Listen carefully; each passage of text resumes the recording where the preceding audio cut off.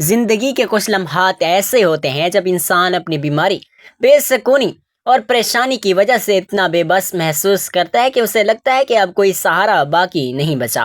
وہ دوا پر دوا کھاتا ہے، ڈاکٹر پر ڈاکٹر بدلتا ہے، عاملوں کے پیچھے جاتا ہے، مگر کچھ فائدہ نہیں ہوتا۔ ایسے میں جب دنیا کے سارے دروازے بند ہو جاتے ہیں، ایک دروازہ ایسا ہے جو ہمیشہ کھلا رہتا ہے، وہ ہے اللہ رب العزت کا دروازہ۔ وہ یہ ہے جو شفا دینے والا ہے، وہی ہے جو دلوں کی حالت بدلنے والا ہے، وہی ہے جو رات کی تنہائیوں میں بندے کو خوابوں کے ذریعے بھی رہنمائی عطا کرتا ہے۔ اسی دنیا پر آج ہم ایک ایسا روحانی وظیفہ پیش کرنے جا رہے ہیں جو نہ صرف بیماری کے علاج کے لیے بلکہ یہ وہ عمل ہے جو اللہ تعالیٰ کی طرف سے بندے کو خواب میں اس بیماری یا پریشانی کا حل دکھا دیتا ہے۔ اس عمل کی خاص بات یہ ہے کہ یہ مجرب بھی ہے، مختصر بھی ہے اور آسان بھی۔ بس شرط یہ ہے کہ اسے پورا یقین، کامل اعتماد اور پاکیزگی کے ساتھ کیا جائے۔ انسان کے لیے سب سے بڑی دولت صحت ہے، اور جب صحت چھین جائے تو انسان کی دنیا اندھیر ہو جاتی ہے۔ قرآن پاک میں اللہ تعالیٰ فرماتے ہیں، اور جب میں بیمار ہوتا ہوں تو وہیں مجھے شفا دیتا ہے۔ اس آیت سے ظاہر ہوتا ہے کہ بیماری کا حقیقی علاج اللہ تعالیٰ کے ہاتھ میں ہے، چاہے وہ جسمانی بیماری ہو یا ذہنی، روحانی ہو یا پریشانی ہو یا دنیاوی مسئلہ ہو، اس کا حل اللہ ہی کے پاس ہے۔ بسا اوقات ایسا ہوتا ہے کہ دوا بھی چل رہی ہوتی ہے، علاج بھی جاری ہوتا ہے، لیکن شفا حاصل نہیں ہوتی۔ یہ اس بات کی علامت ہے کہ شفا ظاہری اسباب سے نہیں بلکہ اللہ کے حکم سے آتی ہے۔ نبی کریم صلی اللہ علیہ وآلہ وسلم نے فرمایا، اللہ نے ہر بیماری کے ساتھ اس کی دوا بھی نازل فرمائی ہے، پس جو جان لے وہ جان لے، اور جو نہ جان پائے وہ نہ جان پائے۔ بعض اوقات دوا اور علاج ہمارے علم میں نہیں ہوتے یا ہمیں ان کی حقیقت سمجھ میں نہیں آتی، لیکن اللہ تعالیٰ کی طرف سے وہ موجود ہوتے ہیں۔ ایسے میں سب سے مؤثر ذریعہ اللہ سے مانگنا ہے، یعنی دعا اور یقین کے ساتھ مانگنا۔ اگرچہ طبی علاج کی اہمیت سے انکار نہیں کیا جا سکتا، لیکن مومن کی پہلی ترجیح اللہ کی طرف جھکنا اور اسی سے مدد مانگنا ہوتی ہے۔ اسی بنیاد پر روحانی علاج، قرآنی آیات اور مسنون اذکار کو اپنانا صرف باعث شفا ہے بلکہ ایمان کی بھی ایک علامت ہے۔ قرآن مجید میں ارشاد ہوتا ہے، اور ہم قرآن میں وہ چیز نازل کرتے ہیں جو مومنوں کے لیے شفا اور رحمت ہے۔ میرے عزیز بھائیوں اور بہنوں، جب دوا کام نہ کرے، جب ڈاکٹر ہاتھ اٹھا لیں، جب کوئی بات سمجھ نہ آئے، تو پھر اللہ کی کتاب سے رجوع کرنا واحد راستہ ہے۔ یہی راستہ ہے جو خوابوں میں راستہ دکھاتا ہے، یہی راستہ ہے جو روشنی کے سفر کی ابتدا بن جاتا ہے۔ اور ہاں، یاد رکھیں، صرف پڑھنے سے نہیں بلکہ یقین، اخلاق اور مکمل توجہ سے پڑھنے سے ہی اثر ہوتا ہے۔ اللہ کی آیات صرف الفاظ نہیں بلکہ طاقت ہے، جن پر یقین ہو وہ معجزہ بن جاتی ہے، اور جن پر شک ہو وہ محض تلاوت بن کر رہ جاتی ہے۔ جب انسان کی دنیا تاریک ہو جائے، اس کی امیدیں دل توڑنے لگیں، دوا کا کارگر نہ ہو، دل کی دھڑکن صرف بے یقینی کے سائے میں سسکنے لگے، اللہ تعالیٰ خواب کے ذریعے اس بندے کو ایسی روشنی دکھا دیتا ہے جو کسی دوا یا مشورے سے ممکن نہیں۔ یہ وہ لمحہ ہوتا ہے جو روحانی دنیا کا دروازہ کھلتا ہے۔ خواب جو کبھی معمولی بات سمجھ آتے ہیں، دراصل اللہ کی جانب سے پیغام رسانی کا ذریعہ ہوتے ہیں۔ نبی کریم صلی اللہ علیہ وآلہ وسلم نے فرمایا، سچا خواب نبوت کے 46 حصوں میں سے ایک حصہ ہے، یعنی جب اللہ کسی بندے سے کلام کرنا چاہے تو وہ خواب کی صورت میں اس کے دل پر نازل فرما دیتا ہے۔ ایسے روحانی خواب کسی بھی بیماری، پریشانی یا بے چینی کا حل بن سکتے ہیں۔ بس شرط یہ ہے کہ انسان کا دل سچا ہو، زبان پر ذکر ہو، اور نیند سے قبل اس کی روح اللہ کی طرف لپک رہی ہو۔ یہ وظیفہ جس کا ذکر یہاں کیا گیا ہے، محض الفاظ کا مجموعہ نہیں بلکہ یہ اللہ کے کلام کی برکت کا وہ خزانہ ہے جو دلوں کا سکون اور جسم کو شفا دیتا ہے۔ اور جب بندہ رات کی تاریکی میں اپنے رب کی طرف رخ کرتا ہے، پاک بستر پر وضو کے ساتھ لیٹتا ہے، اس کے لبوں پر اللہ کا نام، قرآن کی آیات اور نبی پاک صلی اللہ علیہ وآلہ وسلم پر درود ہوتا ہے، تو رب العالمین اس بندے کو کبھی مایوس نہیں لوٹاتا۔ قرآن مجید میں سورۃ الزمر کی آیت ہے، اللہ اپنے بندے کے دل کو کھول دیتا ہے اسلام کے لیے، اور وہ نور کی طرف چل پڑتا ہے۔ اور جب دل کھل جاتا ہے تو خوابوں کے راستے حقیقت بننے لگتے ہیں۔ کئی افراد نے صرف اس عمل سے اپنے دل کی دنیا کو بدلتے دیکھا۔ وہ خواب میں اپنے مسئلے کا حل پاتے ہیں، کبھی دوا کا نام، کبھی کسی چہرے کی جھلک، کبھی کسی عمل کی ترغیب، اور کبھی صرف اتنی بات، اٹھو اور اللہ سے مانگو اور سب کچھ دے گا۔ یاد رکھیے، جب خوابوں میں کوئی رہنمائی ملے تو وہ محض ایک تصور نہیں ہوتا، وہ اللہ کی طرف سے ایک اشارہ، ایک دعوت اور ایک صفا ہوتی ہے۔ یہ خواب بار بار آتا ہے، یہاں تک کہ انسان اس پر عمل کرنے پر مجبور ہو جاتا ہے۔ حضرت یوسف علیہ السلام کے خواب نے بھی پوری مصر کی تقدیر بدل دی تھی۔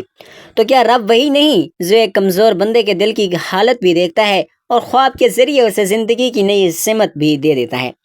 لہٰذا جب آپ سونے جائیں یہ یقین لے کر لیٹیں کہ آپ تنہا نہیں ہیں، رب کائنات آپ کو دیکھ رہا ہے، آپ کی آہ سن رہا ہے۔ اگر آپ نے دل سے دعا مانگا تو وہ ضرور جواب دے گا، اور اگر خواب میں کوئی رہنمائی آئے تو اس پر عمل کیجیے، کیونکہ یہ آپ کے رب کی طرف سے آپ کے دل پر دستک ہوتی ہے، اور جس نے اس دستک کا جواب دیا وہ کبھی گمراہ نہیں ہوتا، کبھی شکست نہیں کھاتا، اور کبھی بیماری میں اکیلا نہیں رہتا۔ جب کوئی شخص اپنی بیماری سے تھک چکا ہو، علاجوں کی تھکن اس کی ہڈیوں تک اتر چکی ہو، دوائیں بے اثر ہو چکی ہوں، دل ہر بار مایوسی کی گہرائی میں گرنے لگے، اب اسے سمجھ لینا چاہیے کہ اس کی روح کو آپ دنیاوی تدبیروں سے نہیں بلکہ ربانی توجہ سے شفا کی ضرورت ہے۔ بہت سے لوگ ایسے ہوتے ہیں جو ہسپتالوں کے چکر لگا کر ٹوٹ جاتے ہیں، دوائیں بدلتے رہتے ہیں، لیکن سکون، شفا اور اطمینان ان سے کوسوں دور ہو جاتا ہے۔ اس کی وجہ یہ ہے کہ وہ صرف ظاہری اسباب پر بھروسہ کر لیتے ہیں، جبکہ اللہ تعالیٰ نے قرآن مجید میں واضح طور پر فرمایا، اور جب میں بیمار ہوتا ہوں تو وہی مجھے شفا دیتا ہے۔ اس آیت مبارکہ میں ایک روحانی راز پوشیدہ ہے کہ شفا کی اصل کنجی دوا میں نہیں، دعا میں ہے۔ اسی لیے جب کوئی بندہ عاجز ہو کر سچی نیت سے رات کے سناٹے میں اپنے رب کو پکارے تو اس کی فریاد آسمان کو چیرتی ہوئی عرش الہی تک جا پہنچتی ہے، اور وہاں سے شفا صرف دوا کی صورت میں نہیں بلکہ ہدایت، سکون اور خوابوں کے ذریعے بھی آتی ہے۔ یہی وہ لمحہ ہوتا ہے جب ایک بندہ خواب میں اپنے رب کا پیغام سنتا ہے، اور کبھی ایک آیت، کبھی ایک عمل، کبھی کسی بزرگ کی صورت میں، اور کبھی کسی سفید لباس والے نیک چہرے کے ذریعے، اور کسی خواب کا اثر دل پر ایسا ہوتا ہے کہ جیسے رات کی تاریکی میں اچانک سورج نکل آئے۔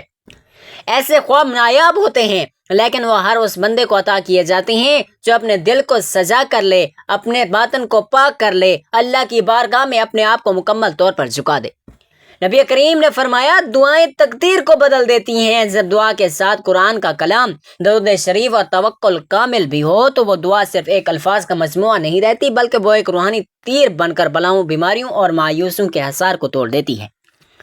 ہم نے دیکھا ہے کہ بعض مریض جن کا علاج ترک کر دیا گیا تھا، وہ صرف قرآن کے چند مخصوص اعمال سے نہ صرف صحت یاب ہو گئے بلکہ ان کی روح بھی تازگی سے بھر گئی، ان کی نیند بدل گئی، ان کے خواب بدل گئے، ان کی نئی دن امیدوں سے بھر گئے۔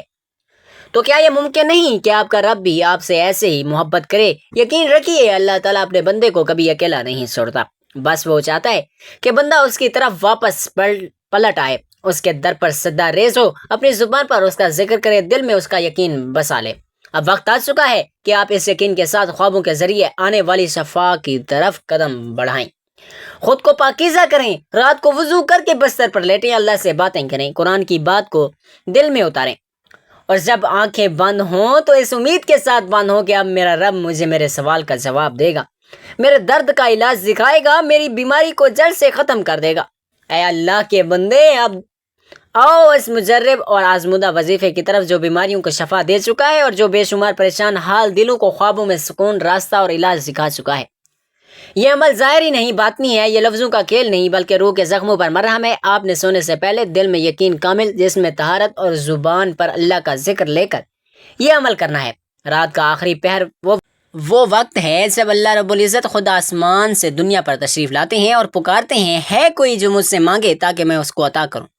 اس وقت کیا گیا عمل کیسے خالی ہو سکتا ہے؟ اب عمل سنیں۔ سونے سے پہلے پاک وضو، بستر پر پاک ہونا چاہیے، کپڑے بھی اگر ممکن ہو تو وہ 2 نفل حاجات یا نفل شفا پڑھ لیں۔ یا اللہ مجھے میرے مرض سے نجات عطا فرما، خواب میں اس کا حل دکھا دے۔ اس کے بعد 3 سورتیں، سورۃ اللیل، سورۃ الشمس، سورۃ الضحیٰ، ہر ایک کو 7 بار پڑھنا ہے۔ یہ تینوں سورتیں قرآن مجید کے آخری پارے میں موجود ہیں اور شفا کی زبردست طاقت رکھتی ہیں۔ یہ وہ صورتیں ہیں جنہیں بزرگوں نے سالوں کے تجربے سے آزمایا ہے اور ان کے ذریعے جسمانی، ذہنی اور روحانی بیماریوں سے نجات پائی جاتی ہے۔ جب صورت مکمل ہو جائے تو یہ دعا 11 مرتبہ پڑھ لیں۔ اللہم اجعل لی من امری فرجا مخرجا، اے اللہ میرے معاملے میں نکلنے کا کوئی راستہ اور نجات بنا دے۔ پھر اس یقین اور امید کے ساتھ سونا ہے کہ رب ضرور جواب دے گا، نہ صرف یہ کہہ کہ وہ آپ کو شفا عطا کرے گا بلکہ ممکن ہے کہ وہ خواب میں کوئی ایسا چہرہ کوئی ہدایت، کوئی نشانی یا مکمل طریقہ علاج دکھا دے جس کا آپ نے کبھی تصور بھی نہ کیا ہو۔ کئی ایسے لوگوں کے گواہ موجود ہیں جنہوں نے یہ عمل صرف چند راتیں کیا اور ان کی بیماری دور ہو گئی، ان کا دکھ چھپ گیا، ان کا دل مطمئن ہو گیا۔ یہ وظیفہ کم از کم 7 راتیں مسلسل کرنا ہے، مگر پہلی رات سے یقین رکھنا ہے کہ میرا رب دیکھ رہا ہے، میرا رب سن رہا ہے، میرا رب میری رہنمائی کرے گا۔ اگر آپ خود بیمار ہیں تو خود ہی عمل کریں۔ اگر آپ کے گھر میں کوئی بیمار ہے تو یہ پڑھنے کی طاقت نہیں رکھتا تو آپ اس کی نیت سے یہ وظیفہ کریں۔ یقین جانیں، جس طریقے سے ایک ڈاکٹر دوا تجویز کرتا ہے، اسے خاص ہدایت کے ساتھ دیا جاتا ہے، اسی طرح یہ روحانی دوا بھی ہے۔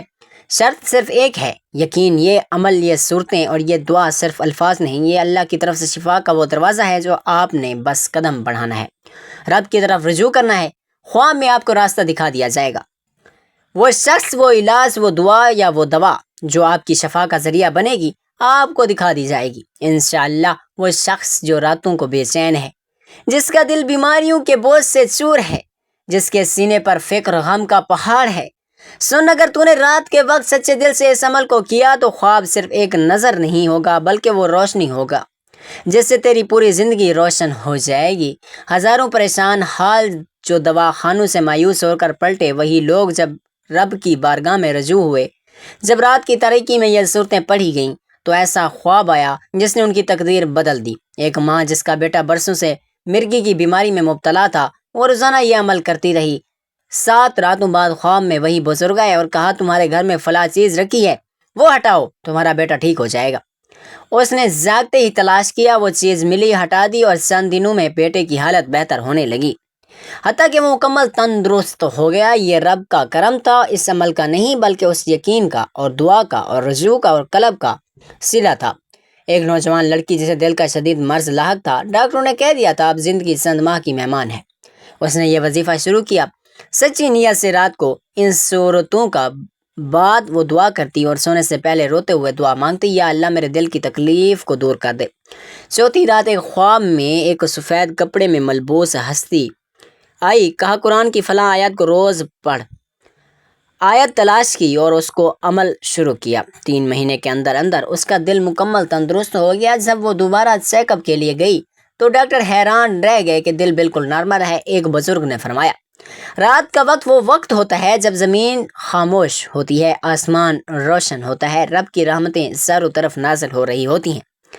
بس جو اس لمحے میں مانگ لیتا ہے وہ محروم نہیں رہتا۔ خواب میں صرف نیند میں پیش آنے والی وہ کیفیت نہیں بلکہ وہ ایک روحانی دروازہ ہے جہاں اللہ اپنے بندوں کو خاص نعمتیں عطا کرتا ہے اور ان سے بات کرتا ہے، ان کی رہنمائی فرماتا ہے، ان کے دل کا بوجھ ہلکا کرتا ہے۔ جسے خواب میں کوئی بات سمجھا دی جائے، سمجھ لو اسے رب نے سن لیا۔ کتنے ہی لوگ ہیں جنہوں نے اس عمل کے بعد خواب میں واضح الفاظ ملے اور دوا کا نام، کسی طبیب کی ہدایت، کسی مخصوص دوا کا استعمال، حتیٰ کہ بعض کو اپنے دل کی کیفیت کو بیان کرتے ہوئے سکون ملا۔ بعض کو خواب میں نبی کریم صلی اللہ علیہ وآلہ وسلم کی زیارت ہوئی اور ان کے ذریعے شفا کی بشارت ملی۔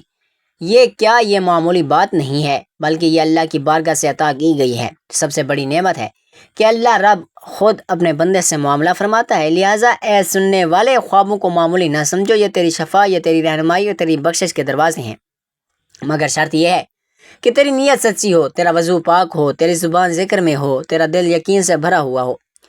پھر دیکھ رب تعالیٰ تجھے کہاں سے کہاں نوازتا ہے انشاءاللہ۔ تنازعات کا حل اور معاشرتی حکمت عملی۔ گھر ایک ایسا مقام ہے جہاں افراد کی قربت، محبت، باہمی تعلقات کا عکس نظر آتا ہے، لیکن یہ بھی حقیقت ہے کہ جہاں مختلف مزاج، مختلف سوچیں اور الگ تجربات کے حامل افراد ایک ساتھ رہتے ہیں، وہاں اختلاف رائے اور تنازعات کا پیدا ہونا ناگزیر ہو جاتا ہے۔ مگر یہ تنازعات اگر مثبت انداز میں حل کیے جائیں تو نہ صرف گھریلو سکون برقرار رہتا ہے بلکہ رشتوں میں مزید مضبوطی آتی ہے۔ اختلافات فطری حقیقت۔ اختلافات انسان کی فطرت میں شامل ہے۔ ہر فرد کے سوچنے، محسوس کرنے اور رد عمل ظاہر کرنے کے طریقے مختلف ہوتے ہیں۔ مثال کے طور پر والدین بچوں کی تعلیم پر زور دینا چاہتے ہیں جبکہ بچے اپنے شوق کو اہمیت دیتے ہیں، یا میاں بیوی میں مالی معاملات پر اختلاف ہو سکتا ہے۔ اصل چیلنج اختلافات کو تنازع میں بدلنے کے بجائے گفتگو میں تبدیلی کرنا۔ تنازع کے منفی اثرات۔ اگر تنازعات کو صحیح طریقے سے حل نہ کیا جائے تو ان کے نتیجے میں رشتوں میں دراریں پڑ سکتی ہیں۔ بچوں پر منفی اثرات۔ مرتب ہوتے ہیں، گھر کا ماحول بوجھل اور غیر خوشگوار ہو جاتا ہے، ذہنی دباؤ، بے چینی اور صحت کے مسائل جنم لے سکتے ہیں۔ اس لیے یہ بہت ضروری ہے کہ گھر کے افراد سیکھیں کہ اختلافات کو کیسے مثبت انداز میں حل کیا جا سکتا ہے۔ اس کے بعد تنازعات کے حل کے مؤثر طریقے بتاتے ہیں۔ نمبر 1، بردباری اور صبر کا مظاہرہ۔ تنازع کی حالت میں فوری رد عمل اکثر نقصان دہ ہوتا ہے۔ صبر کرنا، دوسروں کی بات مکمل سننا، غصے میں قابو رکھنا پہلا قدم ہے۔ حدیث نبوی ہے، طاقتور وہ نہیں جو دوسروں کو پچھاڑ دے، بلکہ وہ ہے جو غصے کے وقت خود کو قابو میں رکھے۔ نمبر 2، مذاکرات اور بات چیت گھریلو جھگڑوں کا بہترین حل۔ بات چیت ہے، جب ہر فرد کو بولنے، سمجھانے اور سنے جانے کا موقع دیا جائے تو مسائل خود بخود کم ہو جاتے ہیں۔ ایک دوسروں کی باتوں کو بغور سننا اور اپنی بات مناسب انداز میں بیان کرنا بہت اہم ہے۔ نمبر 3، سمجھوتے کی ذہنیت کو اپنانا۔ کامیاب گھریلو زندگی کا راز سمجھوتے میں ہے۔ جب ہر فرد اپنی ضد کو چھوڑ کر دوسروں کی خوشی کو ترجیح دے تب ہی ماحول پرامن رہتا ہے۔ کچھ دو کچھ لو کا اصول گھریلو زندگی میں بہت کارگر ہوتا ہے۔ نمبر 4، معافی اور درگزر۔ چھوٹے چھوٹے جھگڑوں میں درگزر کرنا، معافی مانگنے یا معاف کرنے کا حوصلہ رکھنا خوشگوار زندگی کا لازمی حصہ ہے۔ اگر کوئی فرد اپنی غلطی تسلیم کرے تو دوسروں کو اسے معاف کرنے میں دیر نہیں کرنی چاہیے۔ بچوں کے سامنے تنازعات سے بچنا۔ گھریلو جھگڑے اگر بچوں کے سامنے ہوں تو ان کی شخصیت پر گہرے منفی اثرات مرتب ہوتے ہیں۔ بچے گھبراہٹ، ذہنی دباؤ اور عدم اعتماد کا شکار ہو سکتے ہیں۔ اس لیے والدین کو خاص خیال رکھنا چاہیے کہ بچوں کے سامنے کبھی آواز بلند نہ کریں اور نہ ہی کبھی جھگڑے کو بڑھائیں اور نہ ہی کبھی جھگڑا کریں۔ مشترکہ فیصلے، اہم گھریلو فیصلوں میں سب کی رائے شامل کرنا تنازعات کو کم کرتا ہے۔ اگر کوئی فرد اپنے فیصلے سب پر مسلط کرے تو دوسرا افراد میں بے چینی پیدا ہوتی ہے۔ مشورہ لینے اور رائے کو اہمیت دینے سے محبت اور احترام دونوں قائم رہتے ہیں۔ نمبر 7، روحانی طریقے اور دعائیں۔ قرآنی تعلیمات، دعا اور صبر کی تلقین بہت مفید ہے۔ سورۃ الفرقان کی آیت نمبر 63 میں ہے، اور رحمان کے بندے وہ ہیں جو زمین پر عاجزی سے چلتے ہیں اور جب جاہل ان سے بات کریں تو وہ سلامتی سے جواب دیتے ہیں۔ اس بات کا نتیجہ یہ نکلتا ہے تنازعات زندگی کا حصہ ہیں، مگر ان کا مؤثر حل ہی اصل دانش مندی ہے۔ جب گھر کا ہر فرد دوسرے کو عزت دے، اس کی رائے کو سنے اور چھوٹی باتوں کو مد نظر رکھے اور چھوٹی چھوٹی باتوں کو نظر انداز کرنے کا حوصلہ رکھے تو نہ صرف تنازعات ختم ہو جاتے ہیں بلکہ گھر ایک پرسکون، خوشحال اور محبت بھرا مرکز بن جاتا ہے۔ ہمیں چاہیے کہ اپنے گھریلو زندگی میں رواداری، گفت و شنید، درگزر کو اپنائیں تاکہ ہمارے گھر حقیقی معنوں میں جنت کا نمونہ بن سکے۔ بچوں اور بزرگوں کا خیال۔ گھریلو خوشحالی۔ گھر صرف چار دیواری کا نام نہیں ہے بلکہ مختلف عمروں، مزاجوں اور تجربات کے حامل افراد کا مجموعہ ہے۔ ان میں سب کی زیادہ توجہ کے مستحق دو طبقے ہیں، بچے اور بزرگ۔ بچوں کی معصومیت اور بڑوں کا تجربہ دونوں ہی گھر کے لیے باعث برکت ہوتے ہیں، مگر ان دونوں کی ضروریات اور جذبات کو نظر انداز کرنا گھریلو بے سکونی کا سبب بن سکتا ہے۔ لہٰذا اگر ہم خوشحال گھر چاہتے ہیں تو ان دونوں طبقوں کا ہمیں خاص طور پر خیال رکھنا چاہیے۔ نمبر 3، بچوں کے ساتھ محبت اور تربیت۔ بچوں کو وقت دینا۔ بچوں کے ساتھ گزارا گیا وقت ان کی شخصیت پر گہرا اثر چھوڑتا ہے۔ اگر والدین روزانہ کچھ وقت صرف بچوں کے ساتھ کھیلنے، پڑھانے یا ان کی بات سننے میں گزاریں تو نہ صرف بچوں کا اعتماد بڑھے گا بلکہ ان میں اطاعت اور محبت بھی پروان چڑھے گی۔ نمبر 2، مثبت تربیت۔ محض نصیحت یا سختی سے تربیت ممکن نہیں، بچوں کو عمل کے ذریعے سکھانا زیادہ مؤثر ہے۔ مثال کے طور پر اگر والدین سچ بولتے ہیں، وعدہ نبھاتے ہیں، نرمی سے بات کرتے ہیں تو بچے بھی وہی رویہ اپناتے ہیں۔ نمبر 3، محبت بھرا ماحول۔ بچوں کو احساس تحفظ دینا بہت اہم ہے۔ اگر گھر میں ڈانٹ، جھگڑا یا بے توجہی دیکھیں تو وہ ذہنی دباؤ اور عدم اعتماد کا شکار ہو سکتے ہیں۔ برعکس اگر وہ محبت، توجہ، قبولیت محسوس کریں تو ان کی ذہنی نشوونما بہتر ہوگی۔ بزرگوں کی عزت اور اہمیت۔ بزرگوں کا تجربہ ایک قیمتی خزانہ ہے۔ بزرگوں نے زندگی میں بے شمار حالات دیکھے ہوتے ہیں۔ ان کا تجربہ نوجوانوں کے لیے مشعل راہ ہو سکتا ہے۔ اگر ہم ان سے مشورہ لیں، ان کی رائے کو اہمیت دیں تو وہ خود کو کارآمد محسوس کرتے ہیں اور خوشی سے بھر جاتے ہیں۔ اس کا نمبر 2، احترام اور خدمت۔ اسلامی تعلیمات میں والدین اور بزرگوں کی خدمت کو عبادت کا درجہ دیا گیا ہے۔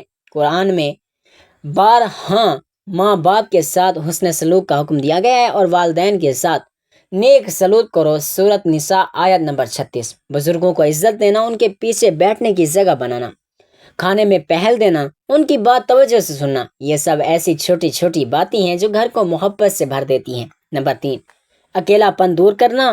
اکثر بزرگ افراد خود کو تنہا محسوس کرتے ہیں، خاص طور پر جب گھر کے دوسرے افراد مصروف ہوں۔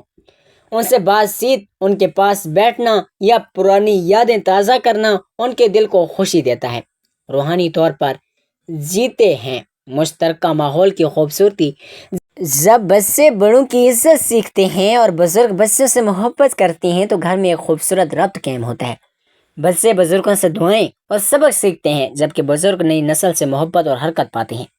یہ دو نسلیں دراصل گھر کے اندر توازن اور برکت کی علامت ہیں۔ ان سبھی باتوں کا نتیجہ بچے اور بزرگ دونوں گھر کی رونق ہیں۔ اگر ہم بچوں کی توجہ، وقت اور تربیت دیں اور بزرگوں کو عزت اور محبت اور قربت دیں تو گھر جنت کا نمونہ بن جاتا ہے۔ خوشحالی کا ایک اہم راستہ یہ ہے کہ ہم ہر عمر کے فرد کو اہمیت دیں اور سب کو برابر کے احترام کا درجہ دیں۔